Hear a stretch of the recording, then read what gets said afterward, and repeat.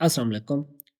आज हमारा टॉपिक है माइक्रो रे, जो कि माइक्रो रे एक टेक्निक है, एनालिटिकल टेक्निक है, जो कि जीन पैटर्न को एनालिसिस के लिए और उनके एक्सप्रेशन एनालिसिस के लिए बेसिकली इस्तेमाल होती है। मीन आप देखें कि आपको अगर एक सिंगल जीन का एनालिसिस करना हो, उसके लिए आप पहले डीएनए एक्सट्रैक्ट करेंगे, फिर जेल इलेक्ट्रोफोरेसिस करेंगे, जेल इलेक्ट्रोफोरेसिस के बाद उसकी आप कह लें southern blotting, western blotting, northern blotting और इस सारे तक पहुँचते-पहुँचते आपका टाइम भी बहुत लगेगा, एनर्जी भी बहुत लगेगी और आपके एक्सपेंसेस भी बहुत लगेंगे। इस चीज़ को आसान बनाने के लिए साइंटिस्ट ने एक टेक्नीक डेवलप की है जिसको हम माइक्रो रे कहते हैं। ये एक बहुत ही पावरफुल टूल है जो जीन एक्सप्रेशन को between different type of cells, चाहे वो किस कंडीशन में है, लाइक एक सेल एक्टिवेटेड है, एक सेल नॉन एक्टिवेटेड है, एक सेल बी सेल है, एक टी सेल है, एक सेल कैंसर सेल है, एक सेल नॉर्मल सेल है। उनका जीन एक्सप्रेशन के वो एक्सप्रेशन किस तरह से जनरेट कर रहा है, आप सेम टाइम में कर सकते हैं। और इसकी इस एप्लीकेशन को हम जीन प्रोफाइलिंग कहते हैं। और आज का जो हमारा फोकस है स्पेसिफिकली हम इम्यूनोलॉजी की बात करेंगे कि इम्यूनोलॉजी में माइक्रो रे किस तरह से काम आ रहा है। सो अब अगर बेसिक प्रिंसिपल देखें माइक्रो रे टेक्नोलॉजी का, कि इसका जो पहला स्टेप है हमारे पास वो है एमआरएनए की आइसोलेशन। कि आपने एमआरएनए आइसोलेशन लेट करना है और उसकी मीन आपके पास कोई भी सैंपल हो सकता है, उसका डीएनए नहीं निकालना, हमने क्या निकालना है, उसका एमआरएनए निकालना है। और एमआरएनए के बाद उसको क्या करना है, उसका सीडीएनए सिंथेसाइज़ करना है। जब हम सीडीएनए को सिंथेसाइज़ कर रहे होते हैं तो साथ-साथ उसके ऊपर हम टैग्स लगा देते हैं। मीन आप कह लें फ्लोरेसेंट मार्कर लगा देते हैं या उसके ऊपर डिफरेंट आइडेंटिफिकेशन मार्कर लगा देते हैं कि ये डिटेक्ट कैसे होगा। देन अगला स्टेप है हाइब्रिडाइजेशन। हाइब्रिडाइजेशन में हम क्या करते हैं कि भी उस सीडीएनए को हमारे पास एक माइक्रो रे की चिप होती है। मीन एक प्लेट होती है, उस प्लेट के ऊपर हम कर देते हैं सीडीएनए को हाइब्रिडाइज करवा लेते हैं। और लास्ट स्टेप हमारा होता है कि हम उसको स्कैन करते हैं और उसका एनालिसिस करते हैं। यहाँ पे देखें mRNA extraction, then cDNA synthesis, then hybridisation and scanning. और स्कैनिंग आ गई और स्कैनिंग के बाद हमारे पास क्या होगी, उसकी डाटा एनालिसिस होगा। माइक्रोअरे की जो हम बात करेंगे इम्यूनोलॉजी के अंदर बेसिकली 2 टाइप्स हैं। एक आपका सीडीएनए माइक्रोअरे है और एक आपका ओलिगोन्यूक्लियोटाइड माइक्रोअरे है। जो आपका सीडीएनए माइक्रोअरे है, इसके अंदर हम क्या करते हैं कि आपके पास एक सैंपल मौजूद है। सैंपल आप कहते हैं जैसे आपके पास एक लाइब्रेरी है, बुक लाइब्रेरी है। आप लाइब्रेरी में जाते हैं, हर रैंक के अंदर एक बुक रखी होती है। इसी तरह जैसे आपका ब्लड बैंक होता है, ब्लड बैंक में ए वाला, बी वाला, ए बी वाला, ओ वाला हर किस्म का ब्लड बैंक मौजूद होता है। सीडीएनए माइक्रोएरे के अंदर भी हमारे पास एक डीएनए की लाइब्रेरी होती है। एक फ्रिज होता है और उसमें हमने हर वाइल के ऊपर टैग करके डीएनए रखा होता है कि ये बी सेल का डीएनए है, ये टी सेल का डीएनए है, ये मैक्रोफेज का डीएनए है, ये कैंसर सेल का डीएनए है, ये हेल्पर सेल का डीएनए है, ये न्यूट्रोफाइल का डीएनए है। तो हमारे पास एक लाइब्रेरी मौजूद है। हम क्या करते हैं, उसको एज ए टेम्पलेट यूज़ करते हैं, पीसीआर लगाते हैं और उससे न्यू कॉपी उसके क्लोन्स बना लेते हैं। ओरिजिनल को वापस अपनी बुक शेल्फ के अंदर वापस रख लेते हैं, अपने फ्रिज में वापस रख देते हैं। वो जो डीएनए बनता है, हम उससे सीडीएनए बना लेते हैं। और इस तरह से हम कहते हैं कि भई आप उसको क्या करते हैं, एक नायलॉन मेम्ब्रेन होती है, एक छोटी-सी ग्लास स्लाइड होती है। जिस जिस तरह आपकी ग्लास स्लाइड होती है, उस ग्लास स्लाइड पे डॉट्स की फॉर्म में छोटे-छोटे डॉट्स की फॉर्म में हम क्या करते हैं, उनके डीएनए के सैंपल को कोड कर देते हैं। मीन डॉट्स जैसे आप कॉपी पे डॉट लगाते हैं, इसी तरह डीएनए के हम डॉट्स लगा देते हैं। वो डॉट्स क्या होते हैं, उनके अंदर सीडीएनए मौजूद होता है। अब वो जो ग्लास की स्लाइड या नायलॉन मेम्ब्रेन की जो स्लाइड होती है, इसकी एक स्लाइड पर 30,000 डीएनए के सैंपल आ सकते हैं। और ये हमारे कहाँ से बनते हैं, ये लाइब्रेरीज या पीसीआर प्रोडक्ट से बनते हैं। ये तो हो गई एक बात। अब अगर सपोज़ करें आपके पास वो लाइब्रेरी नहीं है, वो डीएनए नहीं है, तो क्या आप माइक्रो अरे नहीं कर सकते? नो। उसके लिए हमारे पास सेकंड टेक्नीक है कि भई हम बिल्कुल कर सकते हैं, बट सेकंड टेक्नीक के लिए, जो हम कहते हैं कि ओलिगोन्यूक्लियोटाइड अरे है। इसमें होता क्या है कि भी आप लोग जानते हैं कि आपके पास एनसीबीआई एक डेटाबेस है, जिसके ऊपर हर जीन की जो आज तक सीक्वेंस हुआ है, वो सीक्वेंस मौजूद है। आपने वहाँ से सीक्वेंस लेनी है डीएनए की किसी भी सेल की। लेट्स सपोज़ आप कहते हो लिवर सेल ले लेता हूँ, लेट्स सपोज़ मैं हार्ट सेल ले लेता हूँ, लेट्स सपोज़ ब्रेन सेल ले लेता हूँ। उसकी डीएनए के सीक्वेंस लेंगे, उस सीक्वेंस से हम जिस तरह आप पीसीआर बनाते हैं उसी तरह आप एक प्रोब डिज़ाइन कर लेते हैं जो 20 से 25 न्यूक्लियोटाइड का होता है, ठीक है? और उस प्रोब से हम क्या बनाते हैं, फिर सीडीएनए बना लेते हैं और उस सीडीएनए को हम क्या करते हैं, उसी तरह स्पॉटिंग के ज़रिए हम उसको क्या करते हैं, उस प्लेट के ऊपर, नायलॉन मेम्ब्रेन के ऊपर या उस ग्लास शील्ड के ऊपर कोट कर देते हैं। बट इसमें सम टाइम ये प्रॉब्लम होती है क्योंकि ये ओरिजिनल डीएनए सैंपल नहीं होता, सीक्वेंस से बना होता है। सम टाइम हमें ये प्रॉब्लम हो सकती है कि आपका वो स्पेसिफिक हाइब्रिडाइजेशन ना करे। स्पेसिफिक हाइब्रिडाइजेशन का मतलब ये है कि जो जीन जिस जगह के लिए बना है वो वहीं पे बाइंड करे। सम टाइम वो किसी और जगह पे बाइंड कर सकता है। तो इसको हम स्पेसिफिक या नॉन स्पेसिफिक हाइब्रिडाइजेशन कहते हैं। स्पेसिफिक का मतलब है एग्जैक्टली उसी जगह पे, नॉन स्पेसिफिक का मतलब है उस जगह पे बाइंड ना करे, किसी और जगह पे बाइंड कर जाए। अब हमारे पास जो सीडीएनए अरेज बनाना है, इसके लिए जो ये 4 स्टेप हैं बेसिक। पहले सीडीएनए सिंथेसिस है कि आप डिफरेंट पॉपुलेशन या कंडीशन के लिए, मैं एग्जांपल देता हूँ, आप एक बी सेल ले लें, एक टी सेल दे दें और उसका सीडीएनए बना लें। देन आपने उनको फ्लोरेसेंट लेबल करना है। अब साइनिन एक हमारे पास डाई होती है, एक साइनिन 3 है और एक साइनिन 5 है। साइनिन 3 का कलर ग्रीन होता है, साइनिन 5 का कलर रेड होता है। एक आपके पास बी सेल है, एक आपके पास टी सेल है। आपने एक को लेबल कर दिया साइनिन 3 से और एक को लेबल कर दिया साइनिन रेड से। तीसरा स्टेप क्या है, आपने उस सीडीएनए को पहले सीडीएनए बनाया, फिर उनको डिफरेंट डाई से लेबल किया, देन आप उसको माइक्रो अरे के ऊपर कोट कर देते हैं, सेम माइक्रो अरे की सेम ग्लास स्लाइड के ऊपर। तीसरा स्टेप क्या है कि आप उसका एनालिसिस करेंगे। साइन इन 3 अपना कलर जनरेट करेगी ग्रीन और साइन इन 5 अपना कलर जनरेट करेगी रेड। और आप देखेंगे उस प्लेट पे कहाँ पे ग्रीन कलर प्रोड्यूस हो रहा है, कहाँ पे रेड कलर प्रोड्यूस हो रहा है। आप उस कलर को क्या करेंगे, आइडेंटिफाई कर लेंगे और देख लेंगे। अब नेक्स्ट स्टेप है हमारा कि आपको अगर ओलिगो अरे प्रिपेयर करना हो उसके लिए क्या करना है। उसके लिए भी यही है कि पहला है बायोटिन लेबलिंग। आपके पास जो सीडीएनए आपने लैब में बनाया एज ए प्रोब, उसको किससे बाइंड करते हैं, बायोटिन से। उसके एमआरएनए को किससे बाइंड करते हैं, बायोटिन से। तो आपका ये बायोटिन लेवल हो गया। देन आपके पास क्या करते हो, हाइब्रिडाइजेशन करते हैं आप, या उस हाइब्रिडाइजेशन की सेपरेशन करते हैं। जब आपके पास एक डीएनए का सैंपल है, सीक्वेंस है, आप डबल स्टैंडर्ड डीएनए बनाते हैं। उस डबल स्टैंडर्ड डीएनए से पहले आप सीडीएनए बनता है और उस सीडीएनए से आपका क्या बनता है, एमआरएनए। सीडीए बनते वक्त आपने उसको बायोटिन से बाइंड कर दिया तो वो सीडीएनए और एमआरएनए हाइब्रिड होगा। अब आप जब उस हाइब्रिड से एमआरएनए और सीडीएनए को सेपरेट करेंगे तो आपके पास सैंपल के अंदर वो चीज़ आ जाएगी। तो आप इस बेस पे उनको सेपरेट कर लेते हैं। देन तीसरा मेथड है डिटेक्शन। अब ये जो आपके पास हाइब्रिडाइजेशन आपने की है, ये बायोटिन ये भी एक फ्लोरेसेंट डाई के साथ लिंक होती है। तो आपने उस फ्लोरेसेंट डाई को डिटेक्ट करना है और आपने यूज़ करनी है फास्फो इमेजिंग एनालिसिस के लिए। तो आपकी वो जो फास्फो इमेजिंग है वो कलर प्रोड्यूस करेगी और उस कलर को आप डिटेक्ट कर लेंगे। नाउ अब इनके एडवांटेजेस क्या हैं, टू टाइप्स के, एक सीडीएनए अरे है और एक ओलिगो अरे है।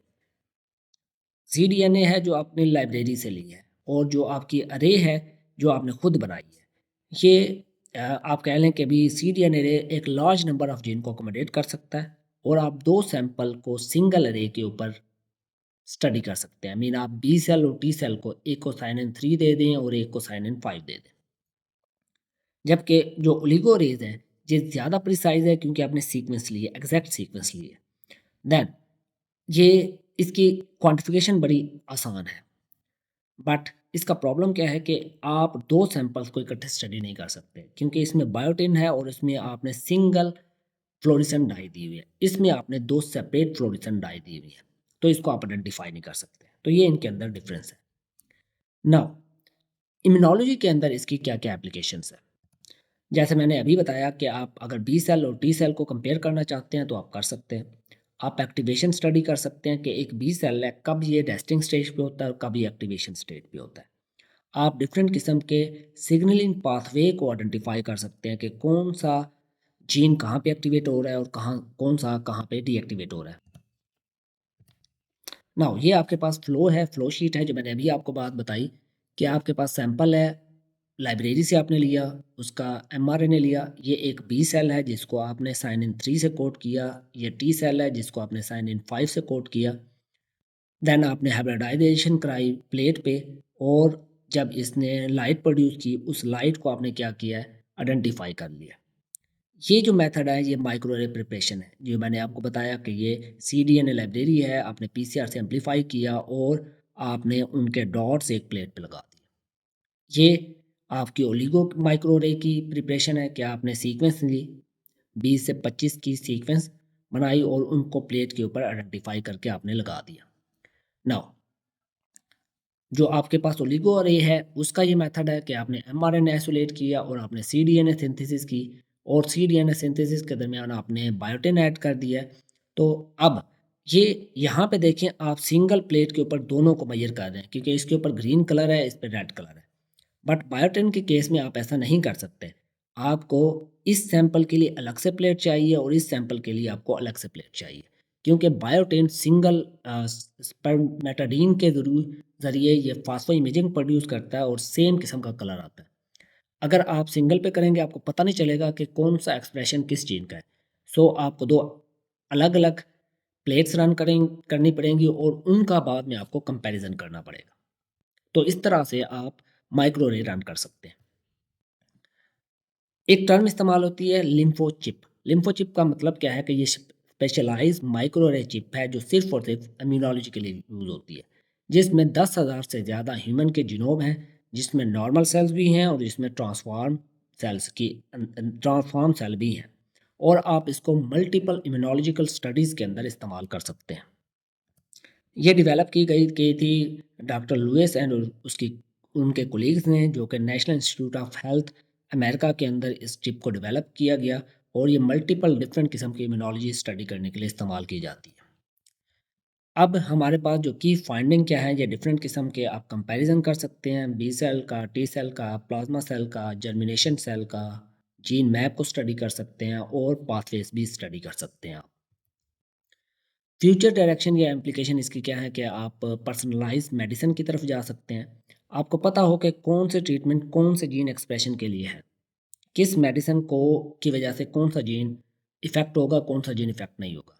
आप डिज़ीज़ की डायग्नोसिस कर सकते हैं डिफरेंट कंडीशन के लिए, कि आपको पता चलेगा कि ये जीन ये प्रॉब्लम काज कर रहा है, तो इसकी वजह से ये डिज़ीज़ ये प्रॉब्लम हो रही है। देन आप ड्रग डेवलपमेंट की तरफ जा सकते हैं और थेराप्यूटिक नए नए डेवलप कर सकते हैं। इसी तरह आप अमीनोथेरेपी की ऑप्टिमाइजेशन कर सकते हैं कि किसको कितनी अमीनोथेरेपी देनी है, किसको कितनी एंटीबायोटिक्स देनी है, किसको कितने एंटीबॉडीज़ देनी है, एंड सो ऑन। तो ये हमारे पास इस टेक्निक का बेसिक इंट्रोडक्शन था। अब नेक्स्ट पार्ट में हम देखेंगे एक प्रैक्टिकल एप्लीकेशन कैंसर के केस में। सो ये हमारी प्रैक्टिकल एप्लीकेशन है कि आप माइक्रोएरे एनालिसिस को डिजीज़ डायग्नोस्टिक के तौर पे भी यूज़ कर सकते हैं। आज की जो हमने एग्जांपल ली है, वैसे तो आप बहुत सी डिजीज़ को स्टडी कर सकते हैं। आज की जो हमारी एग्जांपल है वो आप ल्यूकीमिया या लिम्फोमा को स्टडी कर सकते हैं और उनकी डिजीज़ की क्लासिफिकेशन या उनकी थेरापीज़ को स्टडी कर सकते हैं। तो सबसे पहले हम ये देखते हैं कि भी ल्यूकीमिया डायग्नोसिस कैसे है। जो ल्यूकीमिया है, ल्यूकीमिया के अंदर आपको ये आइडेंटिफाई करना विजुअली इम्पॉसिबल होता है कि कौन से बी सेल और टी सेल के दरमियान डिफरेंस क्या है, और जब तक कि आप उनका मॉलिक्यूलर एनालिसिस ना करें। इसी तरह हमारे पास दो किस्म के कैंसर हैं जिसको AML, जैसे acute myeloid lymphomia and acute lymphoid leukaemia. Mean एक माइलॉइड लिम्फोमा है, एक लिम्फाइड ल्यूकेमिया है। तो इन दोनों को आप विजुअली आप देख के आपको नहीं पता चलेगा कि कौन सा कैंसर है। तो इन कैंसर को स्टडी करने के लिए हम क्या स्टडी करते हैं, माइक्रोरे को स्टडी करते हैं। 1999 के अंदर दो साइंटिस्ट हैं, एक टॉड एंड एरेक्स, इन दोनों की टीम है जिन्होंने 38 ल्यूकीमिया के पेशेंट से सैंपल लिए और माइक्रोरे टेक्नोलॉजी उनके ऊपर इम्प्लीमेंट की, और उन्होंने ये देखा कि भी इन 38 सैंपल में 50 जीन ऐसे हैं जो लिंक कर रहे हैं AML और ALL पे। अब ये जीन तो आइडेंटिफाई कर लिए, मगर इसको वैलिडेट करना ज़रूरी था, तो उन्होंने फिर से वो 50 जीन आइडेंटिफाई किए और देखा क्या वाकई वो जीन लिंक्ड हैं इन ल्यूकीमिया के साथ कि नहीं। तो 38 में से 34 सैंपल के ऊपर वो लिंक कर रहे थे इंडिपेंडेंटली। इसका ये मतलब है कि वो जीन जो 50 जीन का सेट है that is highly linked with AML and ALL, mean myeloid leukaemia and lymphoid leukaemia के साथ वो डायरेक्टली लिंक्ड है। अब इसकी वजह से, इस रिसर्च की वजह से हमारे पास जो ट्रीटमेंट स्ट्रेटजी है उन पे क्या इफेक्ट आ रहा है। पहला है टारगेटेड थेरापीज। इससे हमें ये पता चला कि भी कौन से जीन उन 50 जीन में कौन से जीन AML के लिए हैं और कौन से जीन ALL के लिए हैं, तो हम स्पेसिफिकली उसके लिए डिजीज़ आइडेंटिफाई कर सकते हैं। हम फार्मास्यूटिकल रिसर्च कर सकते हैं। हमें ये पता चल जाएगा कि ट्यूमर के साइज़ को रिड्यूस करने और में कौन सी डिजीज़ के लिए ड्रग कौन सी अच्छी है। इसी तरह हम क्या कर सकते हैं, इन्हांस सर्वाइवल रेट के भी उन पेशेंट का डायग्नोसिस करके हम ऐसी टेक्नोलॉजी ऑन्कोलॉजी के अंदर डेवलप कर सकते हैं ताकि उनका सर्वाइवल रेट, जितनी देर वो जिंदा रहे, उनकी क्वालिटी ऑफ लाइफ इंक्रीज रहे। ये मैंने पहले भी बताया कि एक टर्म इस्तेमाल होती है लिम्फोचिप। साइंटिस्ट ने लिम्फोचिप डेवलप की है इम्यून सिस्टम और ट्यूमर्स के लिए, जिसके अंदर 10,000 ह्यूमन CDNA जीन्स हैं। और ये डेवलप की गई डिफरेंट CDNA को लेके, जो कि नॉर्मल और मैलिग्नेंट लिम्फोमा लाइब्रेरीज बनाई गई हैं कि नॉर्मल पेशेंट का भी सैंपल लिया गया और कैंसर पेशेंट का भी सैंपल लिया गया। और इसकी एप्लीकेशन हमारे पास लिम्फोमा में बहुत ज़्यादा है कि अभी आप इसको इम्प्लीमेंट कर सकते हैं। इस लिम्फो चिप को यूज़ करके एक और केस स्टडी है हमारे पास, जो कि diffuse large B cell lymphoma DLBCL use की गई।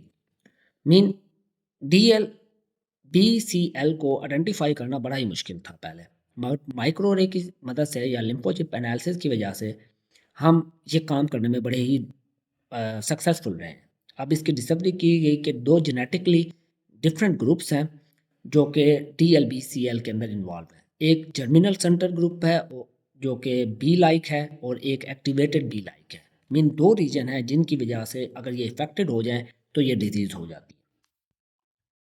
अब इसके अंदर उन्होंने देखा कि भी जर्मिनल सेंटर बी लाइक जो DLBCL सेल जो है उन्होंने सर्वाइवल रेट ज़्यादा दिखाया और उनकी एक्टिवेटेड बी सेल भी उनके ज़्यादा थे। अब यहाँ पे देखिए, इस डायग्राम को आप अंडरस्टैंड करने की कोशिश करें। सबसे पहले ये आपके पास जो डायग्राम दिखाई गई है, ये जो है ग्रीन कलर है वो साइन इन 3 का है, और जो रेड कलर है वो साइन इन 5 का है। मतलब आपके पास जो माइक्रो रे रन किया गया, ऐसा रन किया गया, दो डिफरेंट एरिया से आपके mRNA आइसोलेट किए गए, उनका CDNA बनाया गया।